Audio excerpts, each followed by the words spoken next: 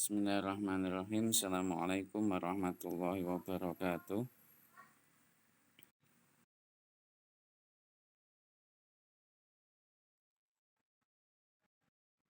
Alhamdulillahilladzi 'allamal Qur'an, khalaqal insan 'allamahul bayan, asy-syamsu wal qamaru bihusban.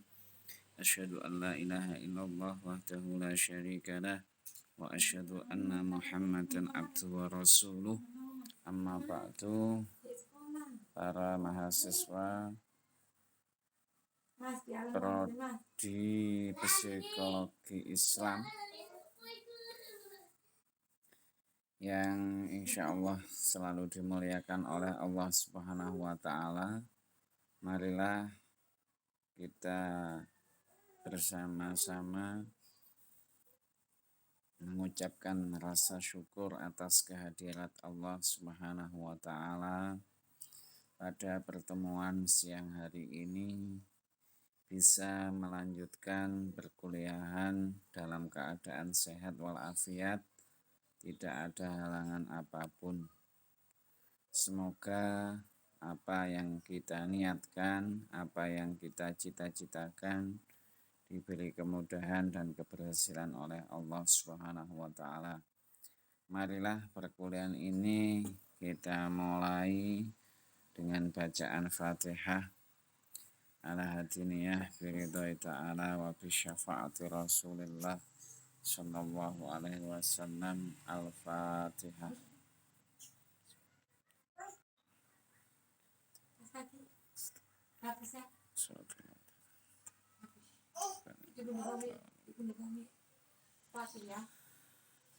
Salawat dan salam marilah kita haturkan kepada Nabi besar Muhammad sallallahu alaihi wasallam. Semoga kita mendapatkan syafaat dari beliau.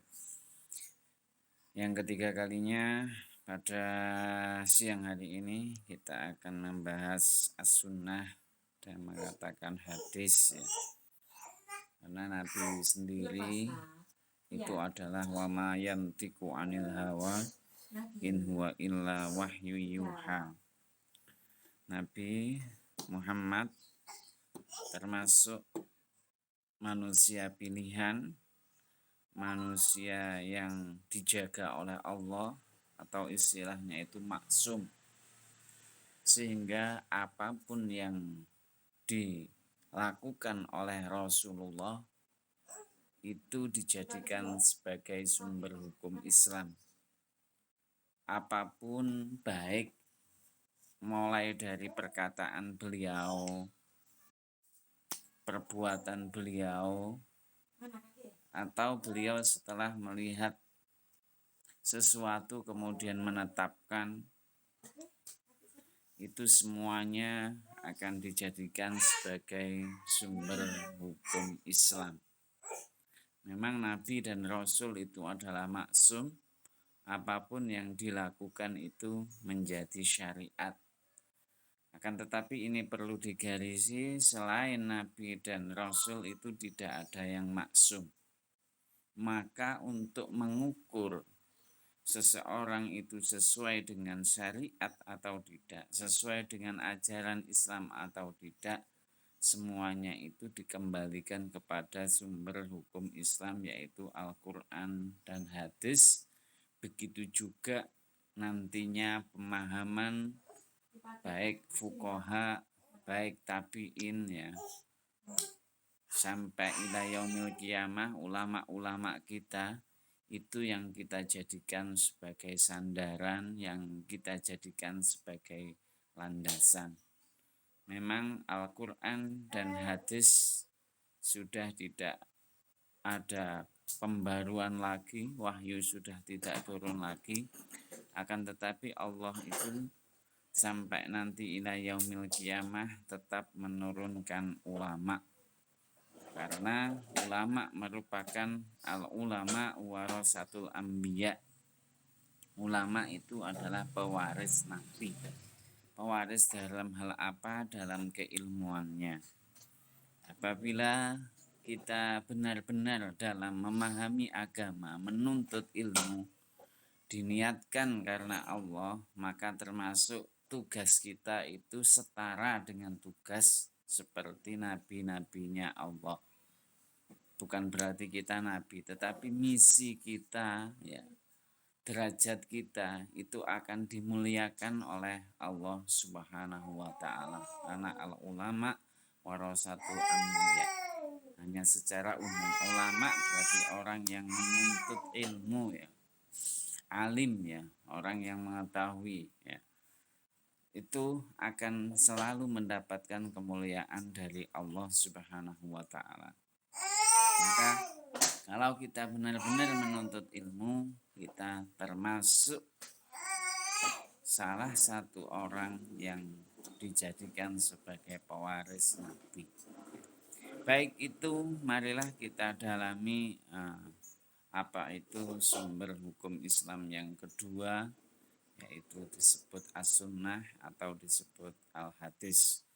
Mari kita sama-sama mendengarkan presentasi dari siapa ini namanya, Anti. Ya, namanya Anti, ya. Yang dulu, ya, Anti, ya. Ya. Apa artinya Anti ini, singkatan?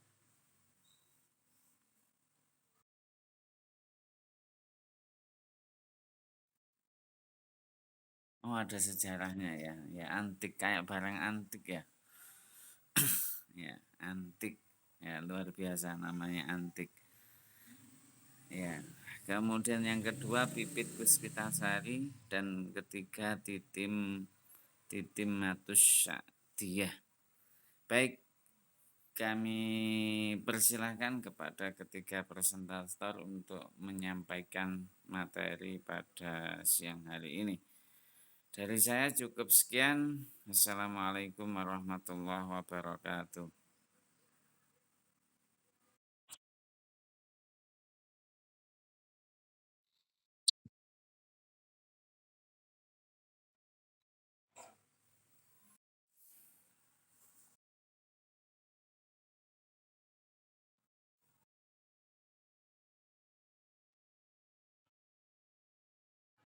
Waalaikumsalam.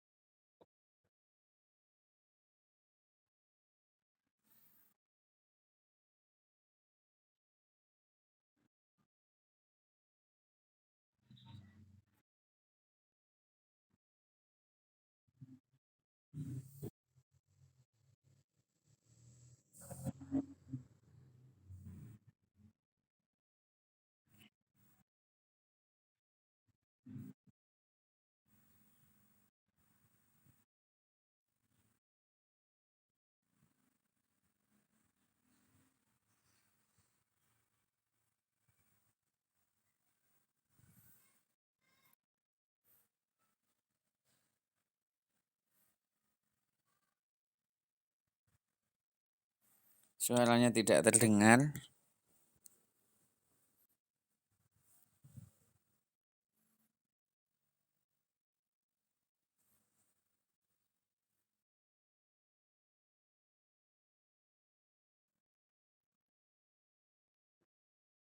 Ya, sudah. Silakan dilanjutkan.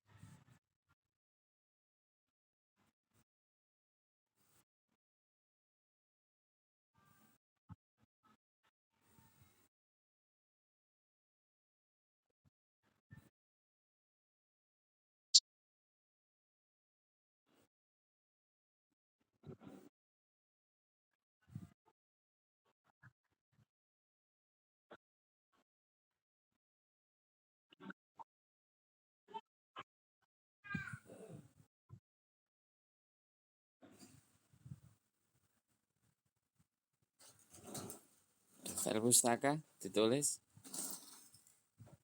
Ya, ini ya.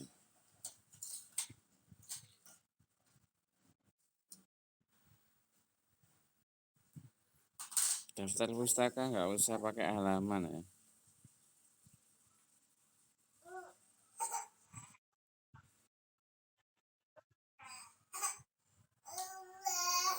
Ya, ya silakan dilanjut diskusinya.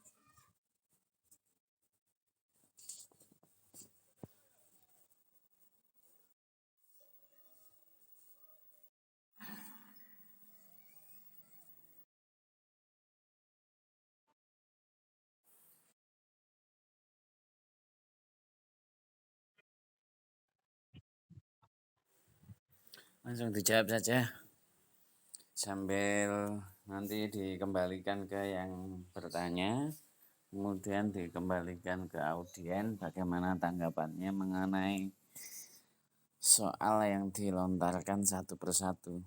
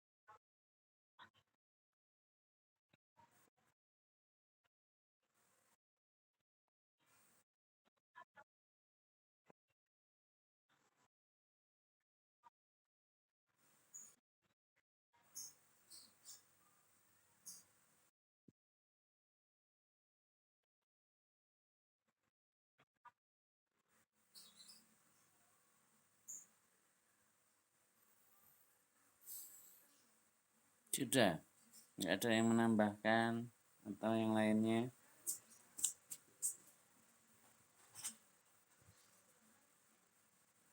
Kata sunnah, suara saya bisa didengar bagus apa kurang jelas?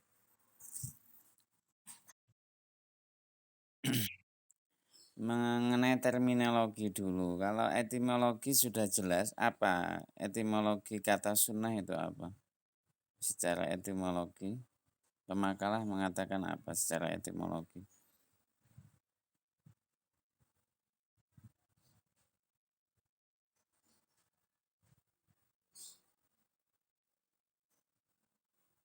Apa secara etimologi apa menurut pemakalah? Apa?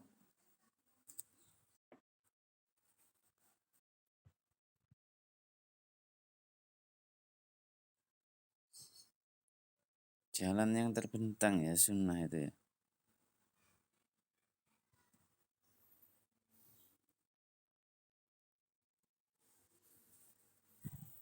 Itu sumbernya dari mana?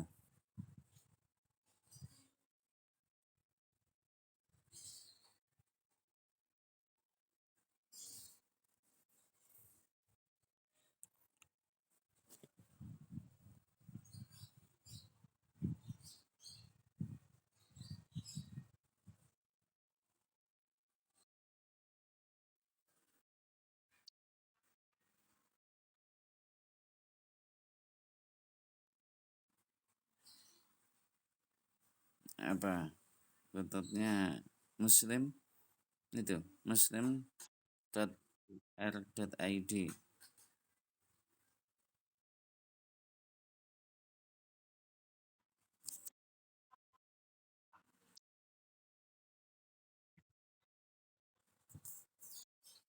Jalan atau tuntunan.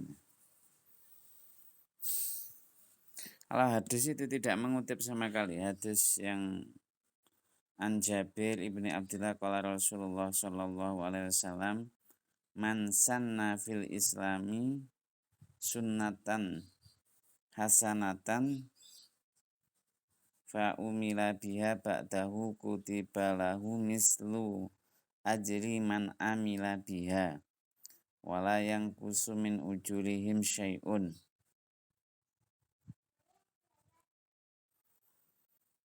Itu tidak dikutip penggunaan tentang sunnah.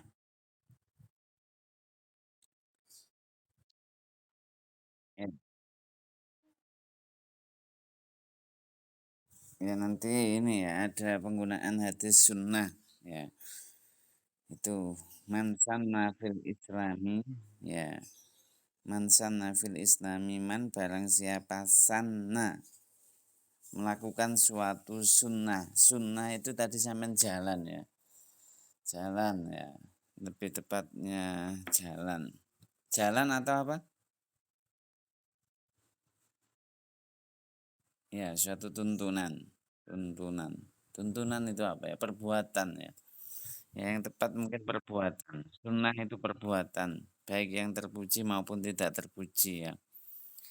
Mansana barang siapa yang melakukan suatu perbuatan fil islami di dalam Islam sunnatan hasanatan berarti sunnatan hasanatan itu adalah perbuatan yang baik. Barang siapa yang melakukan perbuatan dalam Islam sunnatan hasanatan perbuatan yang baik faumila kemudian melakukannya mengamalkannya faumila biha mengamal sunnah tadi ba'dahu kutibalahu kemudian ada yang mengikutinya kutibalahu mislu ajriman amila biha. Jadi kita melakukan kebaikan kemudian ditiru oleh orang kita mendapatkan kebaikan tersebut. Wala yang kusumin ujurihim syai'un. Bahkan pahala kita tidak berkurang ya. Ya, kita menyuruh orang lain untuk zakat misalkan dia lupa tidak membayar zakat ya maka kita mendapatkan pahala seperti orang yang melakukan zakat itu tadi.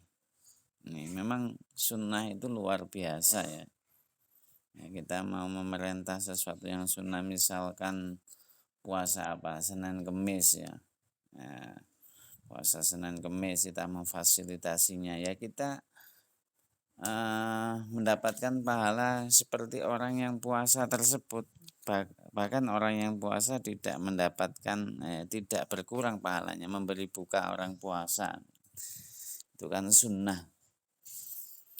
Tuh, jadi sunnah secara etimologi itu perbuatan yang baik, terpuji maupun tercela. Ini secara secara bahasa ya. Secara bahasa. Tapi kata kuncinya Rasulullah tidak mungkin melakukan perbuatan yang tercela. Karena Rasulullah itu adalah maksum. Tuh, pertama. Kemudian secara terminologi. Tadi penulis sudah mengungkapkan 3 disiplin ilmu ya. Yang pertama siapa?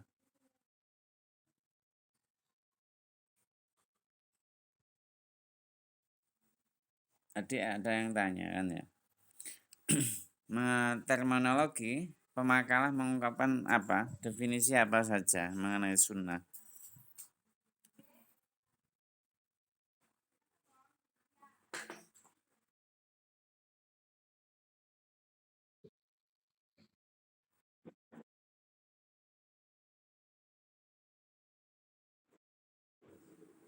Definisi dari siapa itu?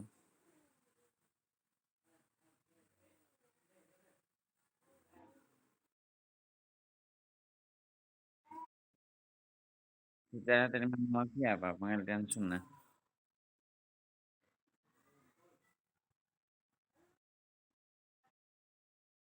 Iya.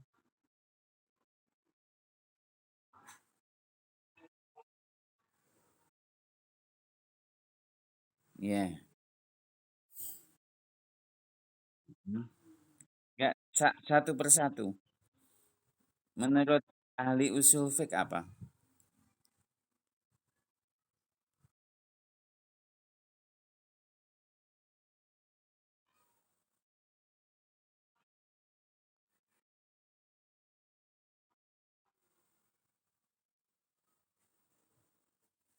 Segala sesuatu yang bersumber dari Rasulullah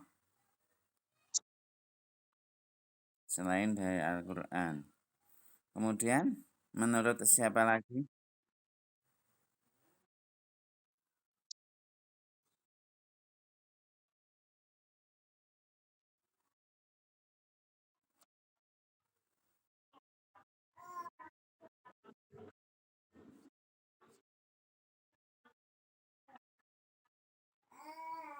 Ya, terus menurut siapa lagi?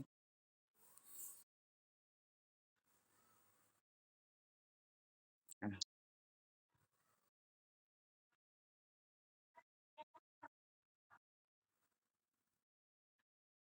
ya, terus menurut siapa lagi?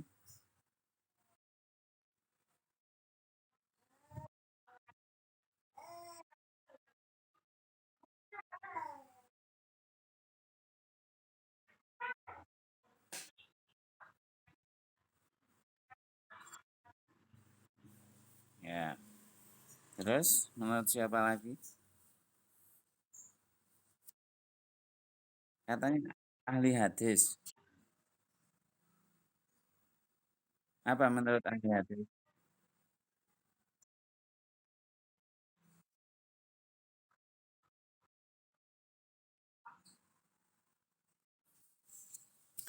Jadi perlu ditegaskan bahwa sunnah menurut ahli hadis. Yang dimaksud dengan ahli hadis itu ya muhaddis itu ya, yang meriwayatkan hadis itu ya. Ya. Menurut ahli hadis itu mengatakan bahwa sunnah itu sama dengan hadis. Tidak ada bedanya. Sunnah itu sama dengan hadis. Sebentar. Sunnah itu sama dengan hadis. Jadi nggak ada bedanya antara sunnah dengan hadis, tidak ada bedanya. Sebentar.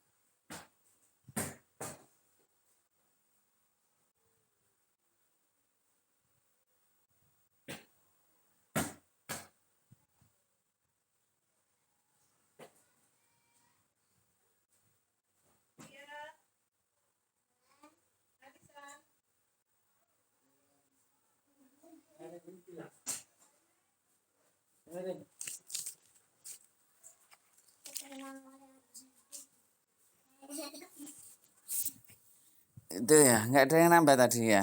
Kalau itu pertanyaan apa bedanya sunnah dengan hadis, kalau menurut ulama ahlu hadis itu sama. Sunnah dengan hadis itu sama. Jadi sesuatu yang dinisbahkan, disandarkan. Sesuatu yang disandarkan kepada Rasulullah, baik perkataan, perbuatan maupun sikap beliau tentang suatu peristiwa ya atau apapun. Pokoknya dinisbahkan kepada Rasulullah itu bisa dikatakan sunnah, bisa dikatakan hadis. Itu menurut ahlu hadis. Kalau menurut ahli usul fiqh itu apa? Semua yang berkaitan dengan masalah hukum yang dinisbahkan kepada Rasulullah. Masalah hukum ya. Kalau berbicara dengan hukum, berarti hukum itu ada dulu pernah saya ungkapkan ada istilahnya itu wajib ya. Ada kata lain itu mandub ya. Mandub itu sama dengan istilah sunnah ya. Nah, kalau berkenaan dengan hukum ya itu tadi. Ini ulama usul fiqh ya. Hukum, sunnah, mandub atau sunnah, kemudian haram, kemudian apalagi mubah, makruh ya. 5 itu ya. Ya, kemudian bahkan ada lagi hukum wad'i ya.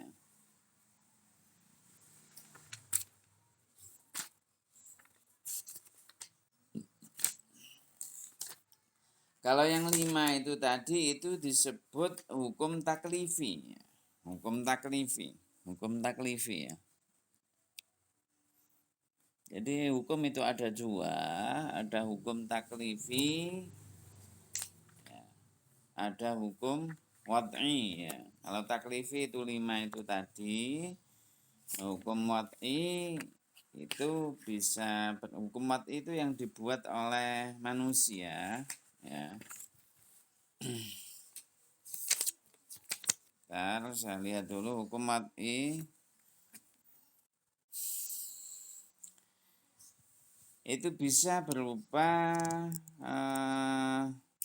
sebab ya, bisa berupa syarat, bisa berupa mani atau sesuatu yang mencegah, bisa berupa azimah atau rukhsah ya. Bisa berupa apa lagi?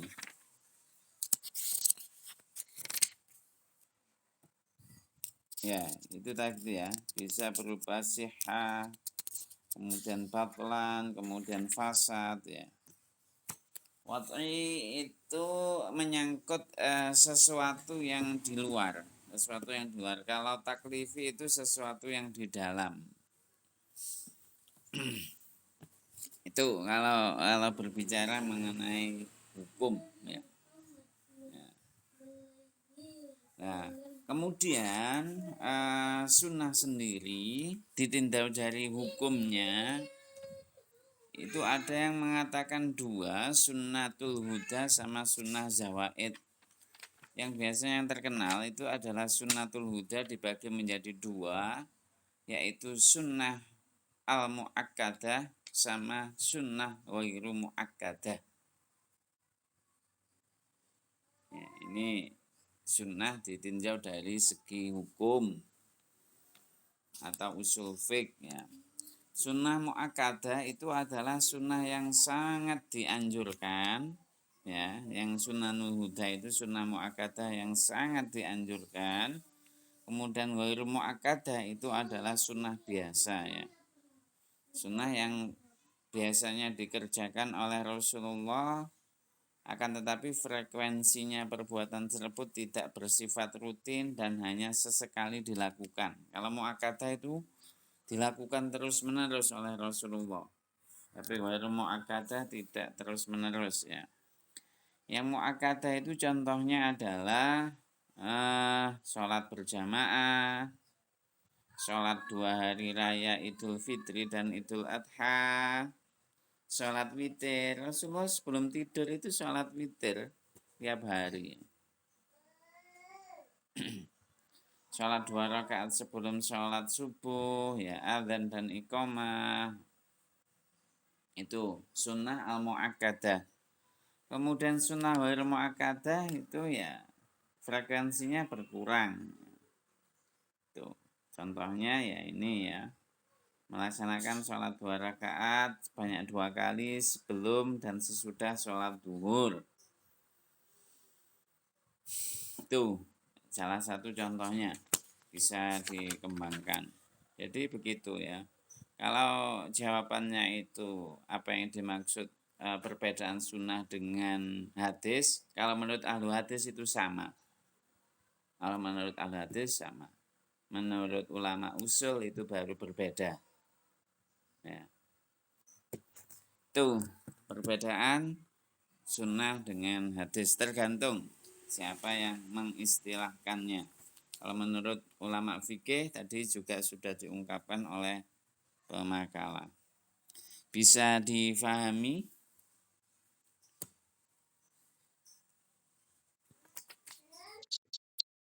Atau ada pertanyaan? Kemudian, kalau belum ada pertanyaan mengenai hal ini, saya lanjutkan. Pemakalah tadi menyebutkan ya, sunnah qauliyah, sunnah fi'liyah, sama sunnah takririyah. Ya, menyebutkan 3 itu ya. Ini pasti adalah yang berbicara ini sebenarnya ahlu hadis ini. Untuk pembagian sunnah qauliyah, sunnah fi'liyah, sama sunnah takririyah ini ahlu hadis. Ketiga bagian tersebut itu adalah pembagian sunnah dari segi bentuknya. Bentuknya sunnah itu bisa berupa qauliyah, ucapan. Berarti bentuknya sunnah ini adalah berupa ucapan.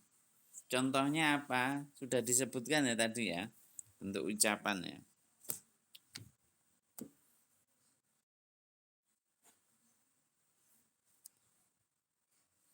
Ya, seperti ucapan Nabi sudah dikasih contoh ya di makalah ya. Ucapan Nabi itu contohnya apa?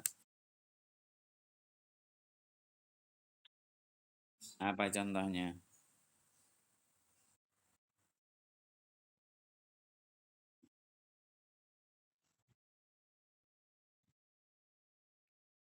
Nah, ini kekurangan pemakalah ini tidak mengutip hadisnya langsung.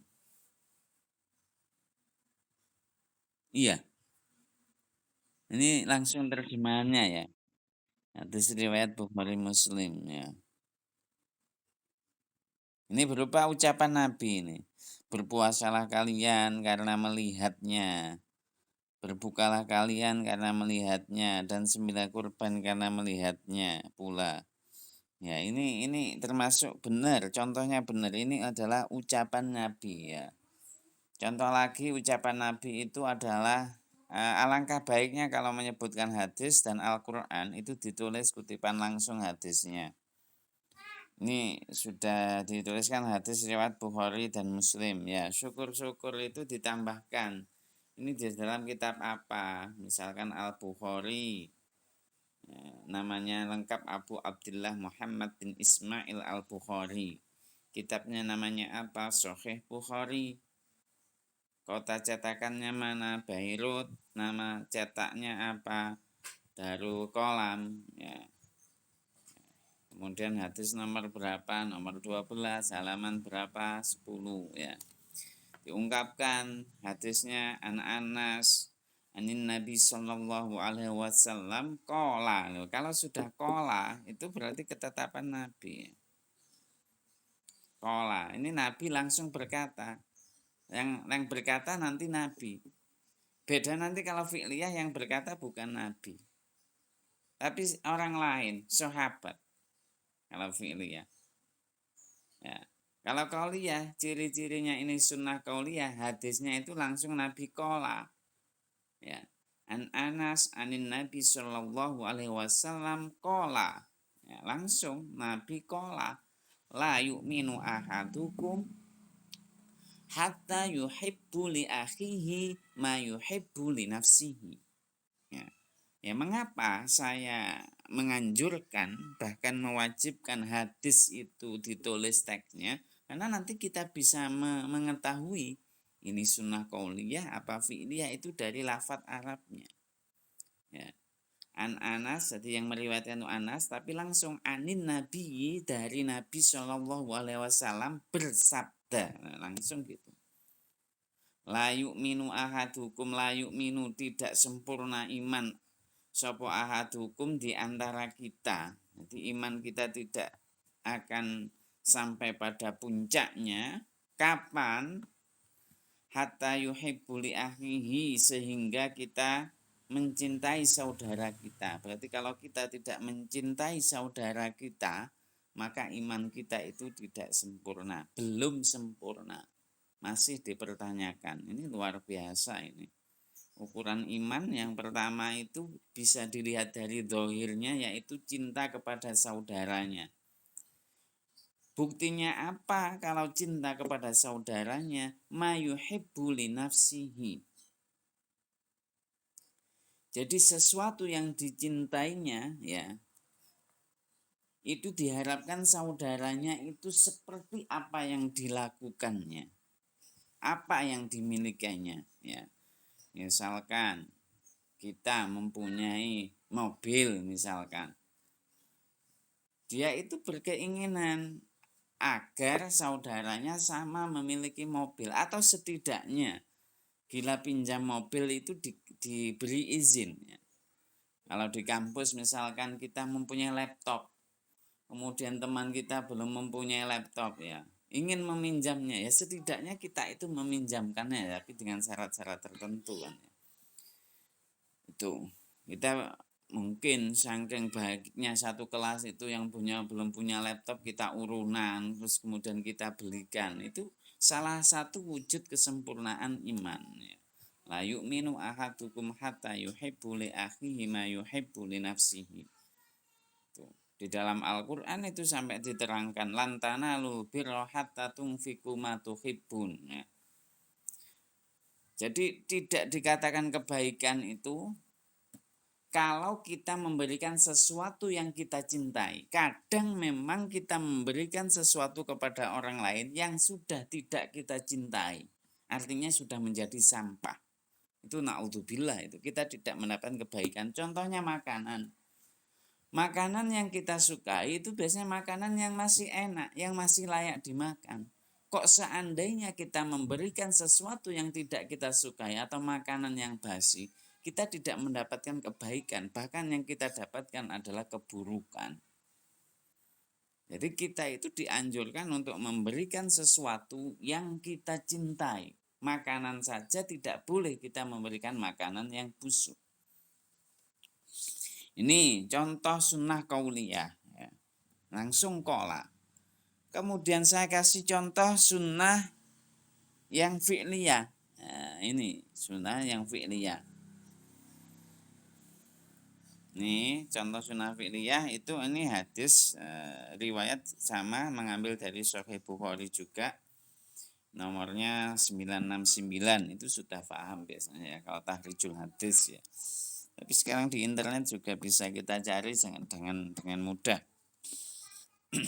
Teman-teman ada kitabnya Kutubus Sittah itu ya, Sahih Bukhari, apa Sahih Muslim, apa Turmudi, apa An-Nasai ya. Itu bisa dan itu. Ini salah satu contoh sunnah fi'liyah. Kalau di situ contohnya tidak sah sholat seseorang yang tidak membaca surat Fatihah. Tapi tidak ada keterangan ya apa ini? Masih qauliyah ya. Coba contoh yang fi'liyah. Coba zaman buka contoh fi'liyah. Ya, apa contohnya itu?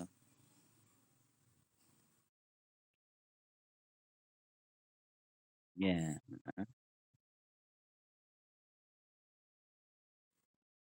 Ya, ini yang berkata Aisyah. Ini Aisyah ini melihat Rasulullah jika beliau ingin tidur dalam keadaan junub, beliau berwudu dahulu.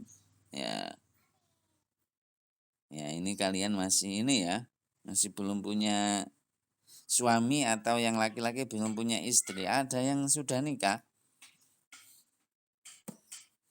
Belum ya? Iya, satu kelas belum ada yang nikah ya. Maka yang banyak meriwayatkan hadis itu Aisyah ya, karena yang banyak eh, banyak hidup bersama Rasulullah ya, satu rumah kan ya. Ya, yang lainnya mungkin sudah tua. Ini Aisyah paling cerdas, paling muda kan ya. Biasanya paling muda, paling cerdas. Nah, kalau sudah tua itu banyak yang lupa. Ya, ini berarti yang berkata ini Aisyah bukan Rasulullah. Ya, kalau yang berkata ini Aisyah. Jadi Aisyah itu melihat Rasulullah jika beliau ingin tidur dalam keadaan junub ya mungkin habis sama Aisyah, kemudian beliau itu setelah melakukan bersetubuh sama istrinya, kemudian beliau pamit ke belakang untuk wudhu. Tuh, jadi kemudian ini jadi hadis. Ini fi'liyah perbuatan Rasulullah. Kemudian juga ketika makan bersama Aisyah, Aisyah melihat beliau ingin makan atau minum, beliau mencuci kedua tangannya. Ya, ini. Ya, ini berarti Aisyah melihat. Ya. Tuh, setelah mencuci tangannya, beliau makan dan minum. Ya, ini contoh betul. Contohnya sudah betul. Saya kira contohnya betul, cuman ditunjukkan hadisnya ya. Ya, dah itu tidak apa-apa. Kemudian yang takririyah itu penetapan. Baik, takririyah bisa dikembangkan sendiri ya.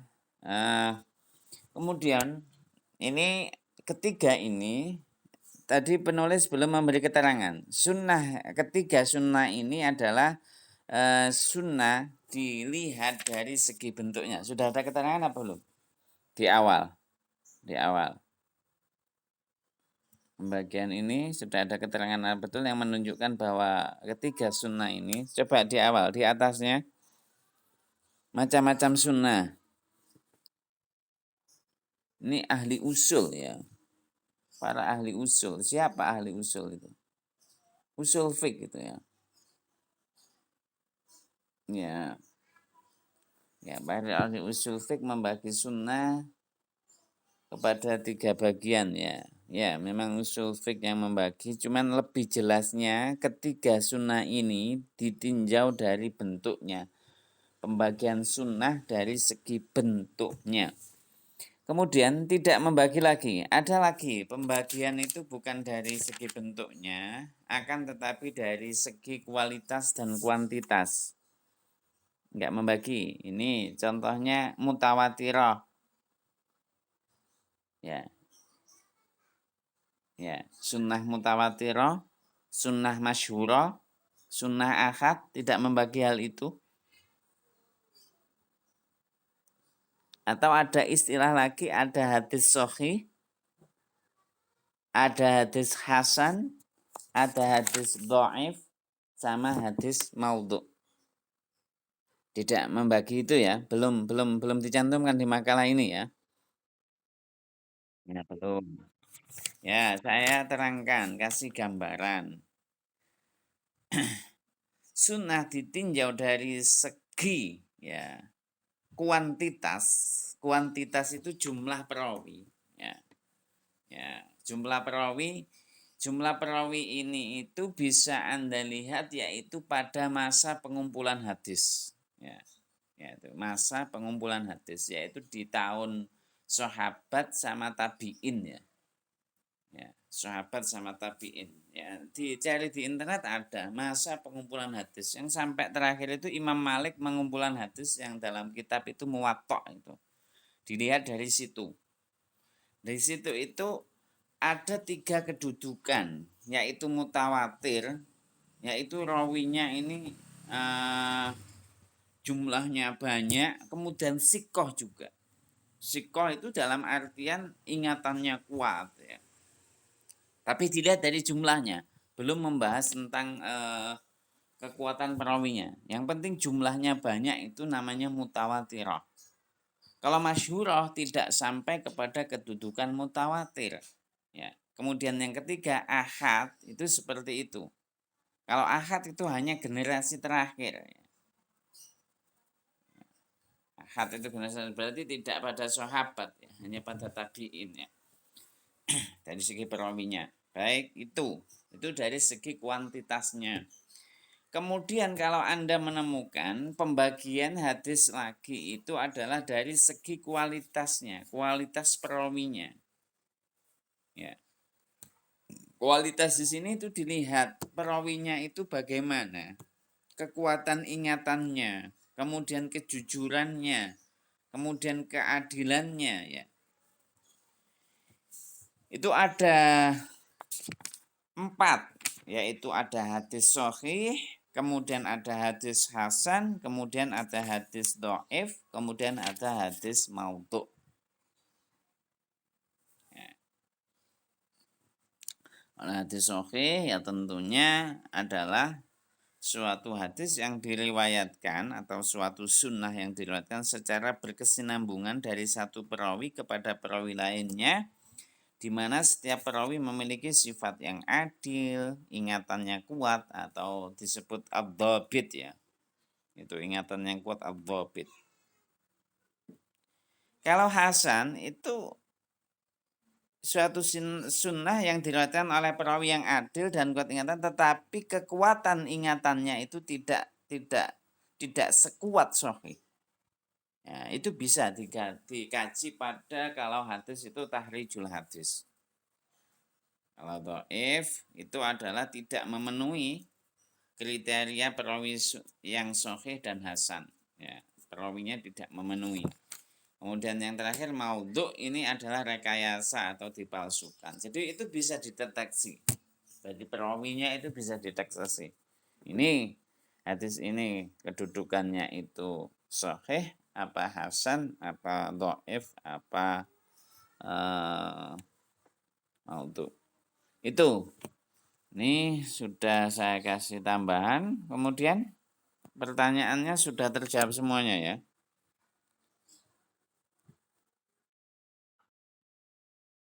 Apa pertanyaannya?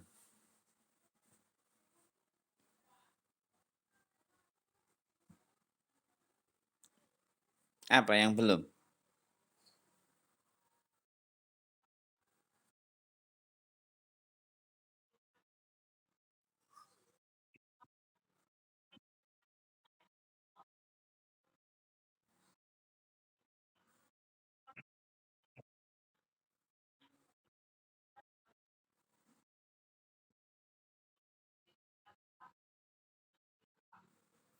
Ini coba dicari hadis tentang semir rambut. Itu hadis. Ya tinggal kita mengukur. Itu hadisnya itu kedudukannya. Hadisnya itu sahih, apa hasan, apa dhaif, kemudian apa maudhu, apa mutawatirah, apa masyhurah, apa ahad. Itu bisa dilihat dari situ. Hadis tentang semir ya. Coba kita lihat hadis tentang semir.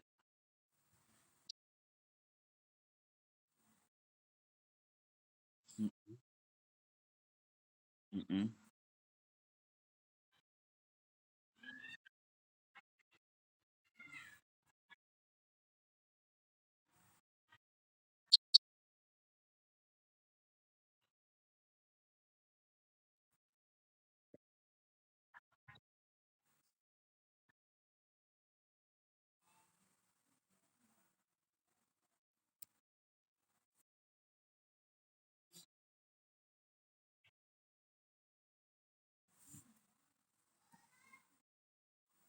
Jadi mubah ya.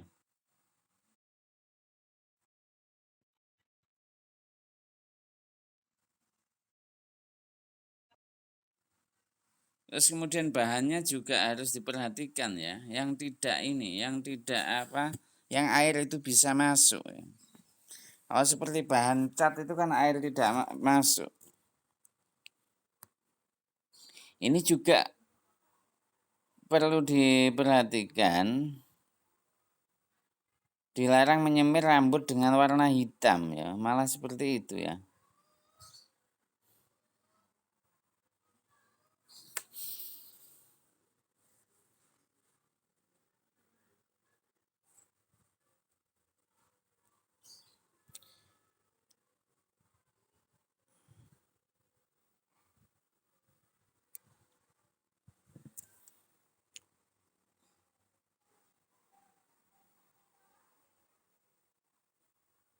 Ya, ini kita kaji hadisnya dulu ya. Kalau Rasulullah sendiri itu menyemir rambut warna apa?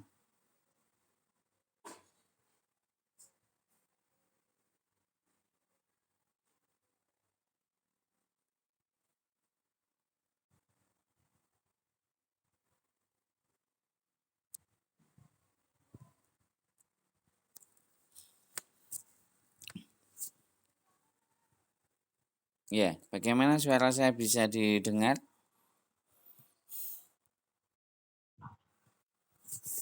Ya.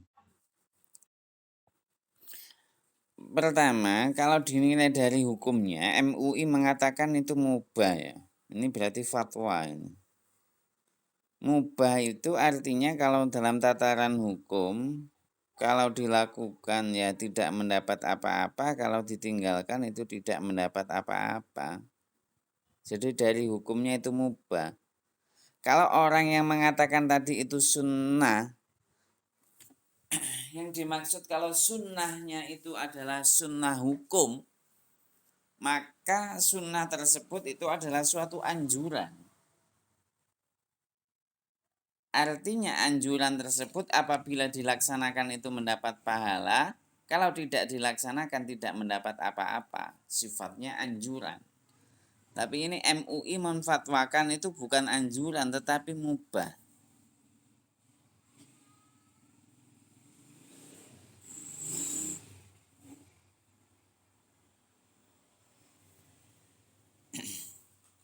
Ini mubah.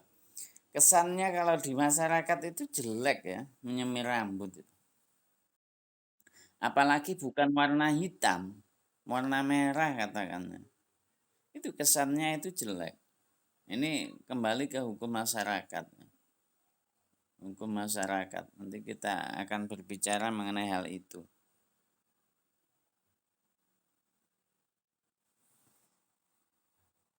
Kemudian, ya, secara agama itu mubah, tidak mendapatkan apa-apa. Tidak mendapatkan apa-apa. Anda menyemir rambut.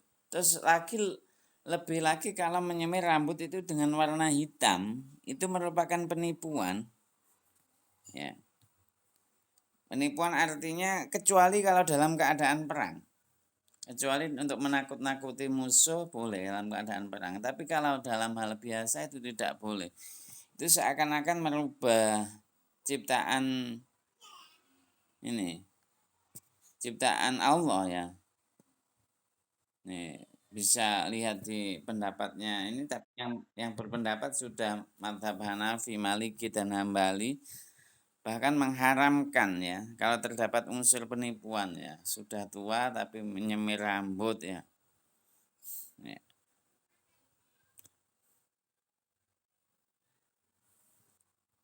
Ini tidak boleh, bahkan mengatakan haram ini kalau menyemir rambut warna hitam karena ada unsur penipuan di situ.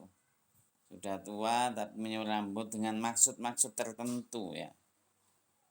Ya, nggak tahu tujuan apa ini tertentu. Kecuali tadi kalau yang dibolehkan itu kalau tujuannya dalam keadaan perang untuk menakut-nakuti musuh.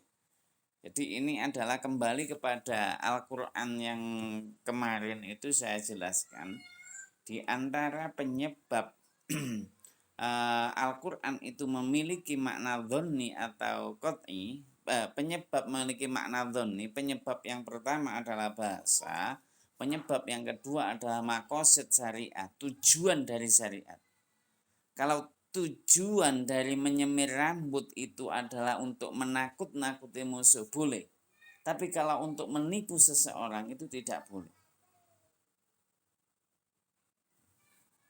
Karena di situ ada unsur penipuan.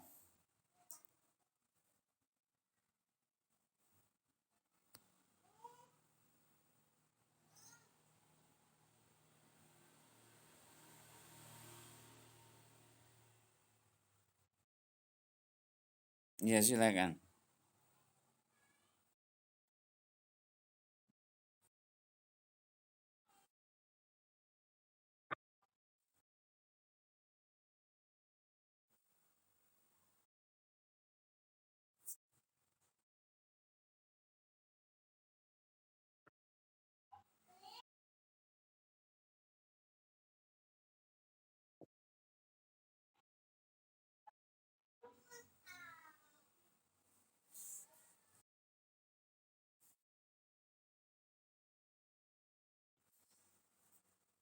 Ya.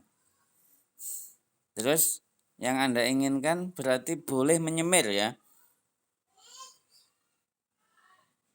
Dari hadis itu intinya boleh.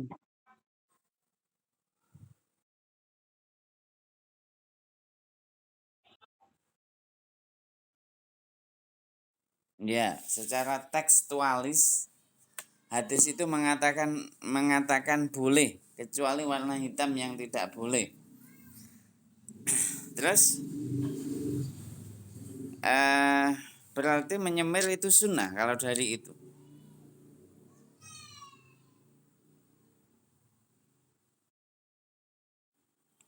Tapi juga ini MUI mengeluarkan fatwa yang nomor 23 tahun 2012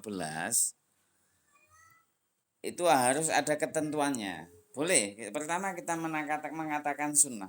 Pokoknya selain warna hitam, tapi ada ketentuannya. Yang pertama, menggunakan bahan yang halal dan suci. Bahan yang dibuat nyemir itu harus halal dan harus suci. Yang kedua, dimaksudkan untuk suatu tujuan yang benar secara syar'i. Tujuannya apa kira-kira? Menyemir warna apa? Hanya apa mengikuti Rasulullah itu tadi. Kemudian mendatangkan maslahat yang tidak bertentangan dengan syariat. Yang keempat, materinya tidak menghalangi meresapnya air ke rambut pada saat bersuci. Ini yang perlu diperhatikan. Jadi kalau bahannya itu seperti cat, maka menghalangi air wudhu itu masuk ke rambut. Maka seandainya dia itu junub atau wudhu itu sunnah ya untuk membasuh ini. Kalau mandi besar itu harus semuanya basah, maka otomatis mandi besarnya itu tidak sah.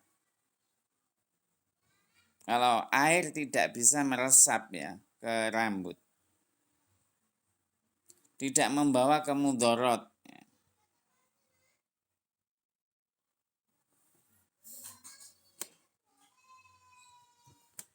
Itu, jadi perlu diperhatikan kriteria-kriterianya.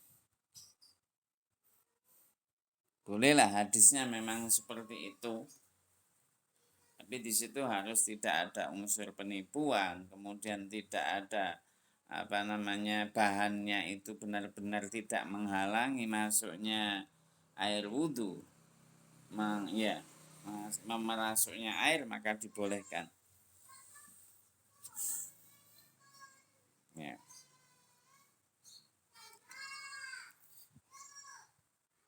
Baik itu ya mengenai hadis ini ya. Saya kira hadis ini pemahamannya masih begitu kontroversial, begitu banyak pemahaman. Ada yang mengatakan mubah, ada yang mengatakan haram. Kalau melihat tekstualnya itu tadi ya, adalah sunnah, tapi penuh dengan syarat-syarat itu tadi. Ya. Jadi gitu. Jadi sunnah tapi penuh dengan syarat-syarat itu tadi. Terutama bahannya itu tidak air dapat meresap ke rambut itu ya. Kalau tidak meresap maka tidak dibolehkan. Baik, hanya itu jawabannya. Mungkin ada yang bisa menambahkannya.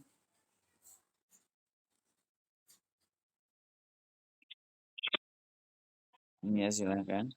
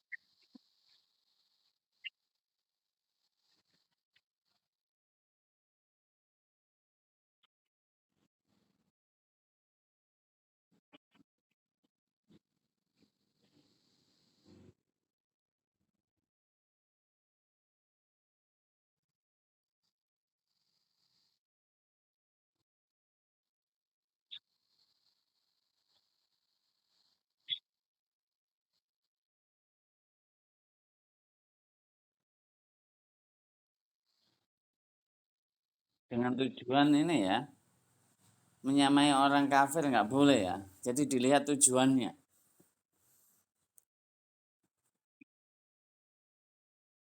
Ya,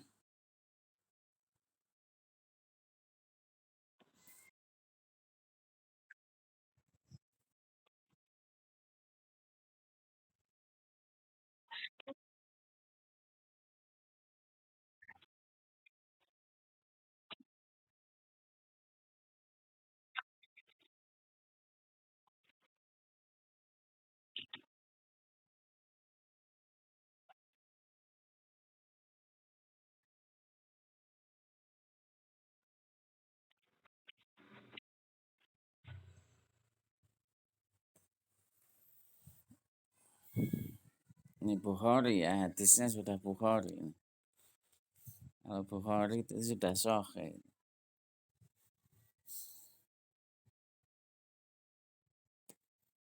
Baik, terima kasih. Teksnya memang seperti itu. Ada yang lain memberikan tanggapan? Luar biasa ini diskusinya tentang semir rambut ini.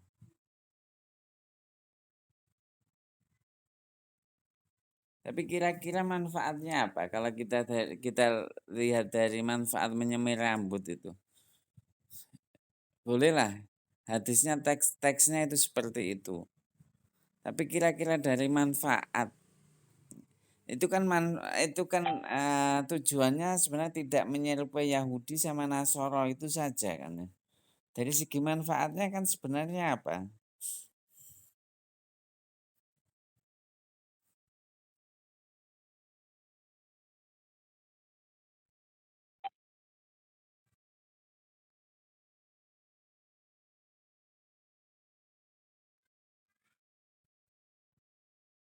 Nah, iya, ya.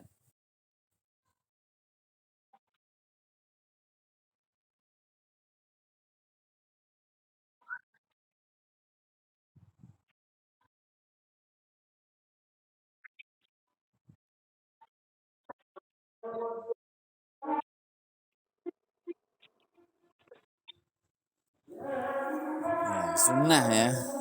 Ya, dengan dasar hadis itu tadi sunnah.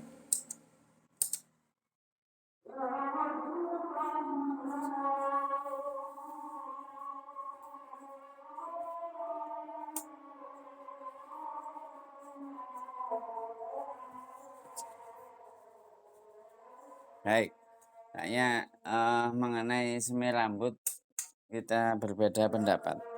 Maksudnya ada beberapa pendapat, ada yang mengatakan sunnah berdasarkan teks hadis itu tadi.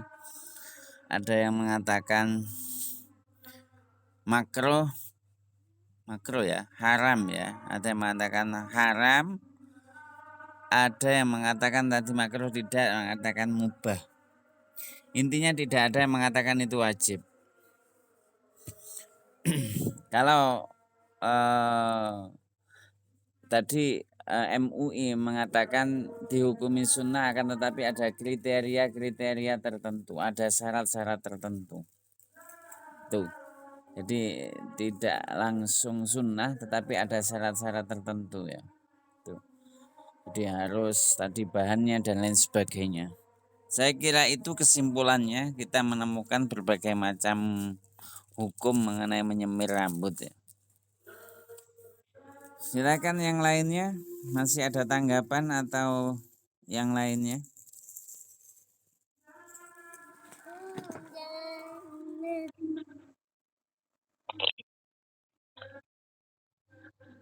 Ya,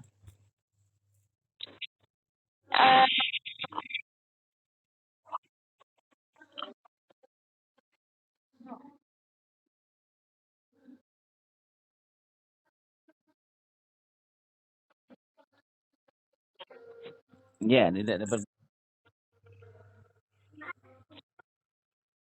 Iya, kalau kondisi perang boleh dianjurkan. Kalau bergaya-gaya itu menurut saya ada unsur penipuan ya. Apa ya? Biar ditakuti orang atau apa ya, biar kelihatan apa. Itu kalau ada unsur penipuan tidak boleh juga, itu makruh. Bahkan haram kan tadi. MUI mengatakan haram kalau ada unsur penipuannya. Jadi yang paling ini adalah dilihat dari tujuannya ya. Tujuannya itu apa? Kalau tujuannya bagus untuk perang, itu bagus. Kalau tujuannya untuk menipu ya. Misalkan ada orang laki-laki, misalkan sudah tua, kemudian agar menipu perempuan agar dia kelihatan muda, itu haram itu. Kalau ada unsur penipuannya, ada hururnya, itu haram. Itu yang paling inti itu dilihat dari tujuannya. Yang tahu si dia ya. Tujuannya dia menyemir itu apa? Tahu. Pasti tahu. Jadi gitu kesimpulannya. Memang teksnya itu sunnah, tetapi syaratnya itu ketat ya.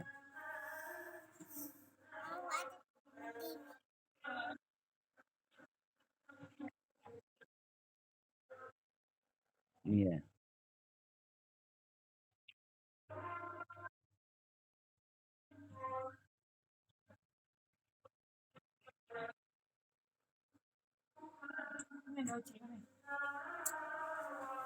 Tren itu berarti apa? Perkembangan zaman ya. Apa kira-kira tujuannya tren ya? Kalau pakaian,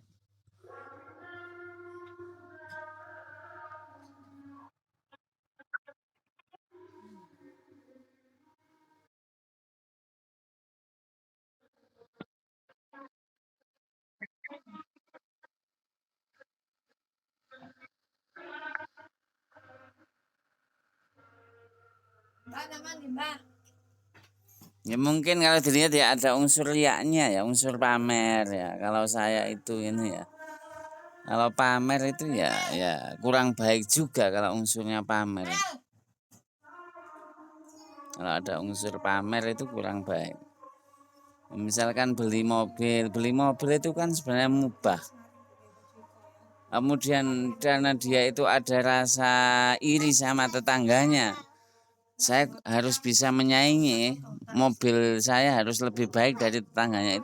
Itu makro itu ya. Kalau ada unsur unsur dengkinya ya.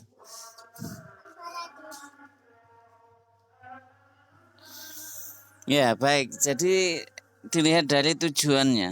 Ya. Yang paling jelas itu memang yang dibolehkan itu adalah ini dalam keadaan perang ya.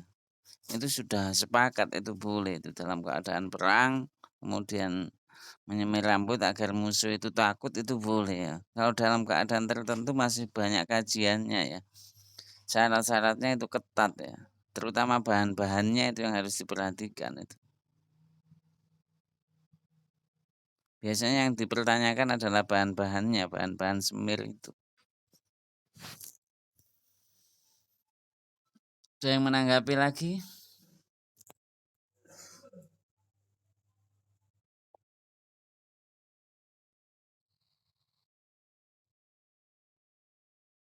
Ya silakan.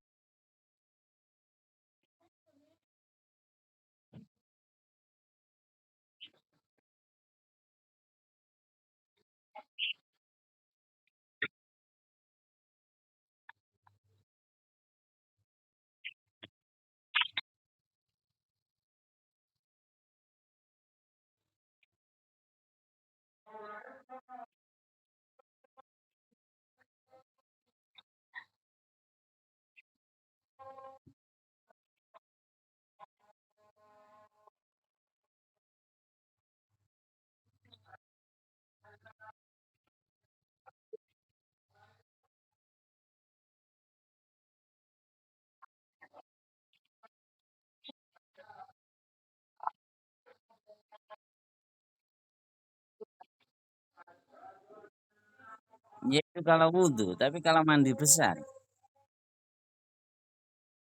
dari ujung rambut sampai kan harus basah semuanya.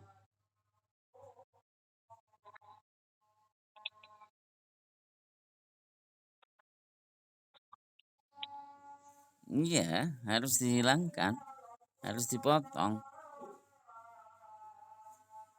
Yang boleh tidak ada airnya itu kan keadaan darurat.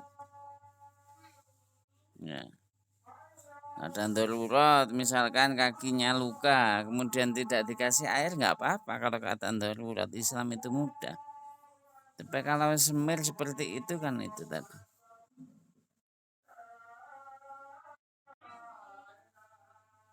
Kalau bahannya terbuat dari seperti cat itu memang awet. Jadi ciri-cirinya memang seperti itu.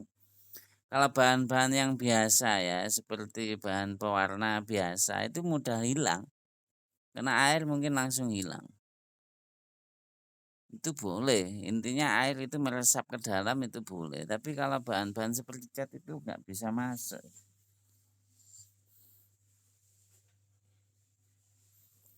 Dan tidak diketahui. Sewaktu-waktu orang hadas besar kan bisa terjadi sewaktu-waktu.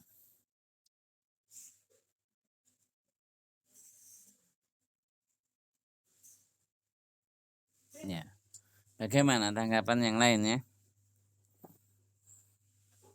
Ya, syaratnya itu tadi bisa dikembangkan sendiri memang. Syaratnya ketat. Dikatakan sunnah tapi dengan syarat itu tadi. Ulama memberikan syarat-syarat tertentu. Itulah yang namanya hukum wad'i juga ya. Jadi harus ada syarat-syaratnya.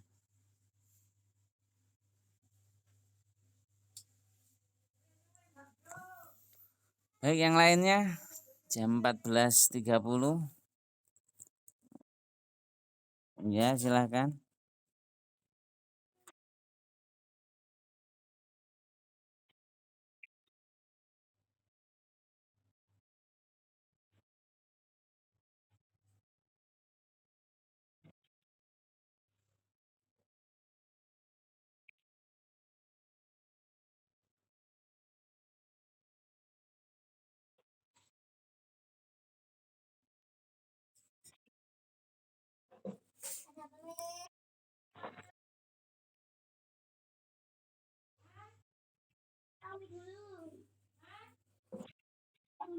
Bisa menjadi sunnah asalkan bahan-bahannya itu tadi. Bahan-bahannya air bisa masuk ke dalam itu. Dan syarat-syarat yang lain itu tadi yang ditetapkan MUI. Tapi rata-rata kalau kita lihat tujuannya itu rata-rata ria ya. Memang juga dengan landasan seperti itu kayaknya mencari bahan-bahannya itu sulit. Toh itu walaupun sunnah tidak sampai kepada sesuatu derajat yang wajib ya. Tidak sampai menjadi wajib ya. Jadi ini sebenarnya masalah khilafiyah ya, masalah khilafiyah tentang menyemir rambut dengan hadis yang seperti itu, dengan bahan-bahan yang harus sedetail itu. Jadi kesimpulannya tadi banyak juga seperti yang Anda ungkapkan. Bisa berubah ya, bisa sunnah dengan syarat seperti itu, bisa makruh dengan syarat seperti itu, bahkan bisa haram. Tiga ini kesimpulannya.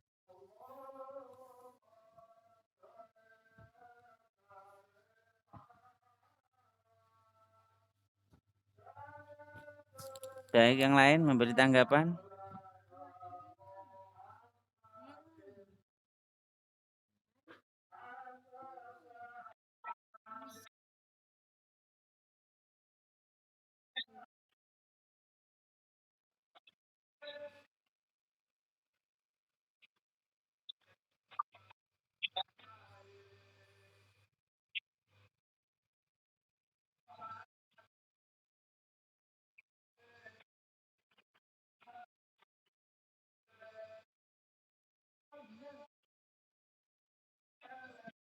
Boleh seperti itu boleh. Bahkan ada unsur penipuannya haram. Tujuannya untuk menipu haram.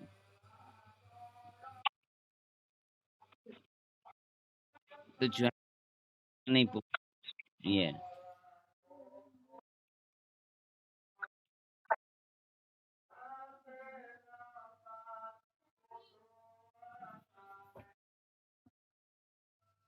Dikatakan makruh apabila ada unsur riyaknya, unsur pamernya.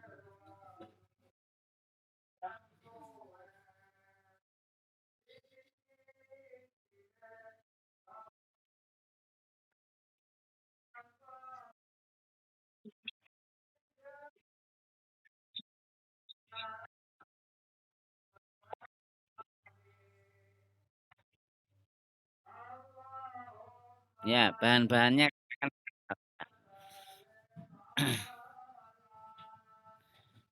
eh pertama hukum mencabut uban itu sendiri itu makruh. Ada yang mengatakan mubah. Coba dicari hukum mencabut uban.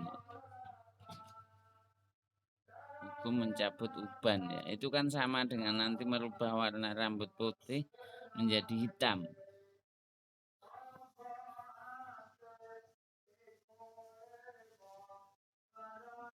Itu nanti ada hubungannya dengan hal itu.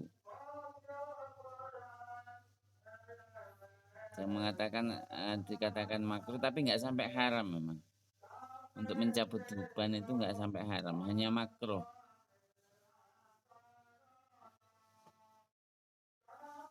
Karena alasannya merubah ciptaan Allah ya. Makruh.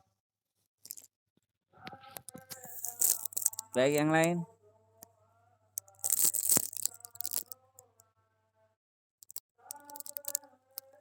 Ini memang mengenai berbicara kalau dari sudut pandangan usul fiqh kita akan menemukan beberapa varian ya, beberapa pendapat ya. Kita lihat mulai dari teksnya yaitu sumbernya, sumber untuk menyemir rambut itu tadi hadis yang sudah diungkapkan oleh teman kalian. Kemudian kita lihat hukum watinya, sababnya, kemudian kita lihat syaratnya itu bagaimana. Setelah itu baru kita bisa menyimpulkan ya. Inilah memang keluasan Islam itu memang luar biasa, memberikan beberapa kategori hukum dengan syarat tertentu, dengan sabab tertentu ya. Jadi kayak syarat dan sebab ini adalah wati artinya dibuat oleh manusia ya. Kalau teksnya itu tadi seperti itu, teksnya itu langsung sumber. Tapi kalau sabab itu ini perlu pengkajian yang lebih lanjut. Tuh. Jadi mungkin kita lebih lanjut nanti akan membahas di pertemuan-pertemuan yang akan datang di kaidah usul fiqh akan bisa menemukan beberapa varian hukum. Baik yang lain.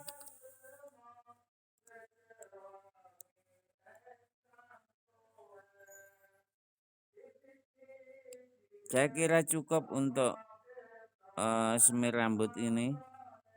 Kemudian kalau masih ada yang ditanyakan lagi bisa disambung di forum di e-learning, akan saya tanggapi atau saya bahas di Google Meet di e-learning akan saya sediakan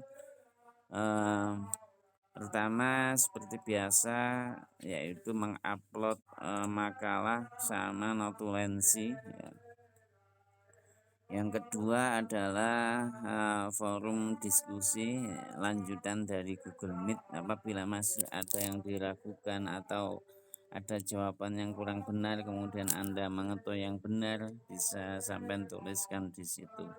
Ya, belum saya buat, mungkin nanti, kalau tidak nanti ya nanti malam ya akan saya buat forum sama penguploadan tugas kelompok ya. Biasanya saya kasih waktu seminggu.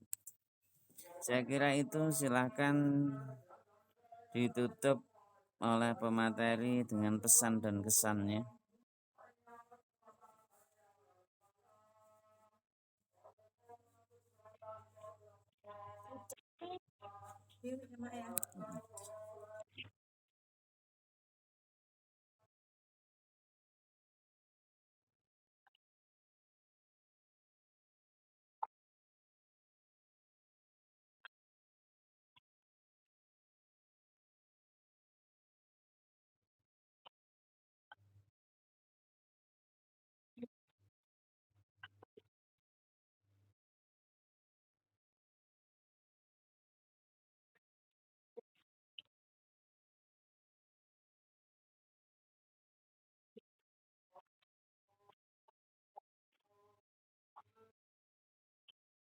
Ya, terima kasih. Yang dua, pemateri yang lain.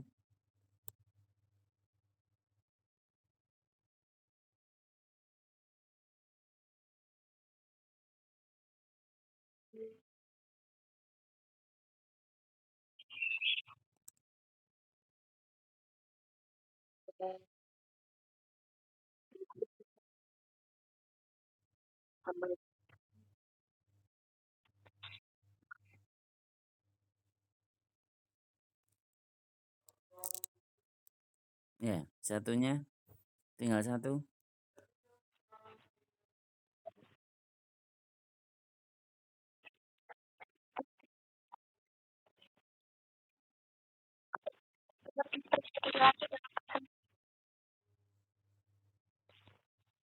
Baik, kita terima kasih kepada semuanya, terutama kepada ketiga pemateri yang sudah berusaha dengan sekuat tenaga untuk menjelaskan, untuk menerangkan, menulis tentang tema pada pagi hari ini. Tentunya tidak ada tulisan yang sempurna, silahkan tadi ditambahkan tambahan dari saya ya.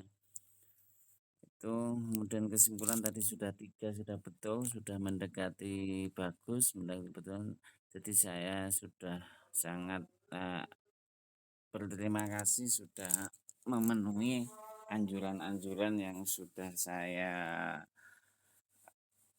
ungkapkan ya.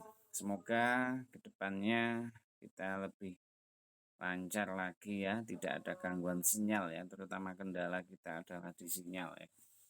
Semoga semuanya lancar. Saya kira itu kita tutup dengan doa kafaratul majelis. Subhanakallahumma bihamdika asyhadu an la ilaha illa anta. Wassalamualaikum warahmatullahi wabarakatuh.